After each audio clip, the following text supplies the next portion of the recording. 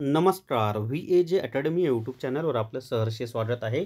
या व्हिडिओमध्ये आपण सार्वजनिक आरोग्य विभाग भरतीच्या संदर्भात एक महत्त्वाचा अपडेट पाहणार आहोत आणि सार्वजनिक आरोग्य मंत्री जे आहेत आपले माननीय प्रकाश आंबेडकर यांनी स्वतः जी माहिती दिलेली आहे ना, तीच माहिती आपण या व्हिडिओमध्ये पाहणार आहोत. जाहिरात कधी येणार आहे, किती जागांची ही भरती होणार आहे, ती सगळी आपण माहिती पाहूयात. व्हिडिओ शेवटपर्यंत पहा. या व्हिडिओला सर्वांनी लाईक करा, शेअर करा आणि VAJ अकॅडमी हे आपलं यूट्यूब चॅनल सबस्क्राईब करा. जर तुम्हाला स्टाफ नर्स क्वेश्चन बँक विकत घ्यायचे असेल तर प्ले स्टोअरवरून विठ्ठल जोशी ॲप डाउनलोड करा आणि स्टाफ नर्स क्वेश्चन बँक विकत घ्या. फक्त 250 प्लस GSTच्या कमी फीमध्ये ही क्वेश्चन बँक तुम्हाला उपलब्ध करून दिलेली आहे. याच्यामध्ये संपूर्ण सिलेबस दिलेला आहे, प्लस TCS PYQ सुद्धा याच्यामध्ये दिलेले आहेत. अजूनही अपलोड होत आहेत. तर या ठिकाणी पाहता प्रकाश आंबेडकर जे आपले सार्वजनिक आरोग्य मंत्री आहेत महाराष्ट्र राज्याचे, त्यांनी 15 नोव्हेंबर 2025ला हे ट्विट केलेलं आहे. राळेगण सिद्धी भेट आणि जनतेच्या आरोग्य सेवेचा वेगवान निर्णय. आज राळेगण सिद्धी येथे पद्मभूषण माननीय श्री अण्णा हजारे यांची सदिच्छा भेट घेतली.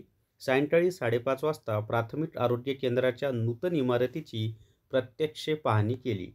शिवसेनेचे मुख्य नेते आणि राज्याचे उपमुख्यमंत्री माननीय श्री एकनाथजी शिंदे साहेबांनी आधीच राळेगण सिद्धीतील नागरिकांकडून प्राथमिक आरोग्य केंद्र तात्काळ सुरू करण्याबाबत फोनवर सूचना दिली होती.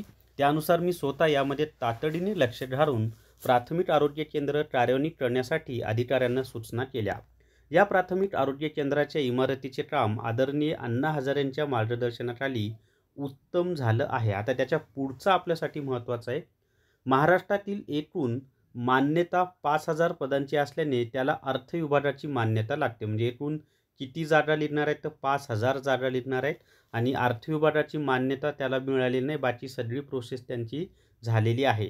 या मान्यतेची फाईल अंतिम टप्प्यात असून आणि ही मान्यता मिळणारच आहे बरं का, कारण देवेंद्र फडणवीस आपले जे मुख्यमंत्री आहेत देवाभाऊ, त्यांचेच आदेश आहेत की सगळ्या विभागांमधली रिक्त पदं भरण्यात यावीत म्हणून.